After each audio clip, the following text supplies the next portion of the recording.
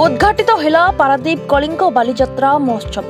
स्थानीय बिजु मैदान रे जिला प्रशासन पक्षरु आयोजित बालीजात्रा को आनुष्ठानिक भावे उद्घाटन करिसेंति मुख्यमंत्री मोहन चरण माझी। एही कलिंग बालीजात्रा आसंता 10 तारिख पर्यंत चलिबाकु थिबा बेले प्रतिदिन हॉलीवुड बॉलीवुड रो कलाकार माने आसी सेमानकर कला नैपुण्य प्रदर्शन करिवे। बालीजात्रा होउछि आम ओडिया परंपरा और संस्कृतिर एक गौरवोज्ज्वल ये उत्सव। यह आमर समृद्ध ऐतिह्य संस्कृति परंपरा ये संपर्क को आजिर ये कलिंग बालीजात्रा ये मने पकाई दे थाए।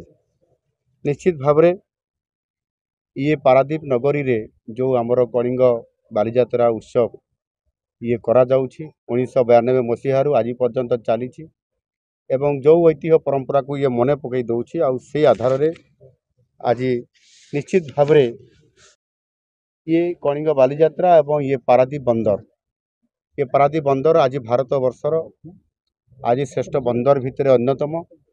कार्गोरे आमे प्रथम स्थान आदि अधिकार कर लगातार 2 वर्ष धरिक एवं आज ये पारादीप को लेकर पूर्व भारतर जो प्रवेश द्वार पारादीप हेब भारतर विकास पथरे ये गोटे स्वतंत्रता भार बहन करिवो जहाँ मोदीजी कही जाइछन्ति। आ से आधार रे एठी शिल्पायन हब एठी पोर्ट को लेकर बहुत बड़ा वाणिज्य हब एवं ये पारादीप को लेकर मध्य एठी आमे एक पर्यटन क्षेत्र परिणत करिया पई मध्य आम सरकार निष्पत्ति नैछन्ति। आ से दृष्टिकोण निश्चित भावरे गत वर्ष मु ये बालीजात्रा उत्सव रे कलिंग बालीजात्रा उत्सव रे मु आसीथिली।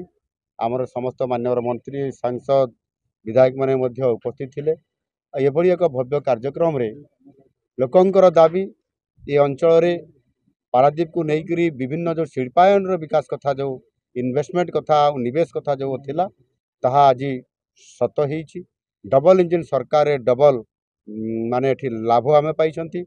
सेथिरे आपनकर शिप बिल्डिंग निर्माण कथा हो 25,000 कोटी किंबा एठी जो पेट्रोकेमिकल्स रो जो आपनकर नाफ्ता टैकर्स जो प्रोजेक्ट जो कि 80,000 कोटी टंका यही पारादीप रे इन्वेस्ट होया पई एमओयू हेई सारिछि प्रोजेक्ट चालू रहिछि। एवं सेही बड़ी भाबरे आहुरी मध्य एबे जो ग्रीन हाइड्रोजन हब कथा आलोचना हला देश रे जो 3टी बंदर हेबो पारादीप तार अन्यतम एथिरे मध्य 40,000 कोटी टंका इन्वेस्टमेंट एभली भाव देखा जदि 1.5 लाख कोटी टंकार निवेश आज पारादीप रे होउछि जोटा कि गत किछि दिन पूर्वर जेतेबेले मुंबई रे जेतेबेले आपनकर मेरीटाइम वीक 2025 कनक्लेव कार्यक्रम थिला अमित शाह आज ताको उद्घाटन करथिले एवं 29 तारिख रे गत मध्य मोदी जी एथिरे निजे उपस्थित ए कार्यक्रम रे जोग देइथिले। सेतेबेले मध्य मु कहिथिली जे पश्चिम भारतर अर्थात आपनकर वेस्टर्न गेटवे ऑफ इंडिया जदि महाराष्ट्र हब मुंबई हब ताहले eastern gateway of India Odisha हब आ पारादीप हब ये कथा को मु कहिथिली एवं आज ताहा सतरे पूर्ण थवा पय जाउछि। आ पारादीप आज भारत वर्षर अर्थनीतिक दृष्टिकोण वाणिज्य दृष्टिकोण भारत वर्षर श्रेष्ठता नेब विश्वर रे यार परिचय जो सबुठारु बड़ वाणिज्य क्षेत्र पोर्ट हिसाब रे तृतीय स्थान अधिकार करबा पई ये संभावना आज जो तैयारी हेछि ताको सुनिश्चित करा जिवो ये डबल इंजिन सरकार रे माननीय मोदी जी नेतृत्व रे। आ ये कलिंग बालीजात्रा ये उत्सव अवसर रे निश्चित भाव कहया पई चाहिबी आज एठी जगतसिंहपुर जिलार ये पारादीप निश्चित भाव रे जेभली भाव रे आगामी दिन रे ये जिलार विकास को त्वरान्वित करा जिवो। मेडिकल कॉलेज कथा मु कहिथिली ताको घोषणा करा जाइछि बजेट रे एथिरे आपनकर व्यवस्था भी करा जाइछि विधानसभा रे मु घोषणा भी करिथिली। तेणु निश्चित भाव रे आज ये कथा मु दोहराया पय चाहूछि जोटा भी योजना करा जाइतला जहाँ भी एठी दाबी करा जाइतला ताहा पूरण होइछि। आ जोटा भी करा जिबा पय आज मंच तरफ मान्यवर शिल्प मंत्री मान्यवर सांसद मान्यवर विधायक माने दाबी रखिछन्ति एठी जॉब क्रिएट हबो एठी आहुरी प्रोजेक्ट हबो एवं ताहा मध्य आगामी दिन में निश्चित भाव में करा जिवो।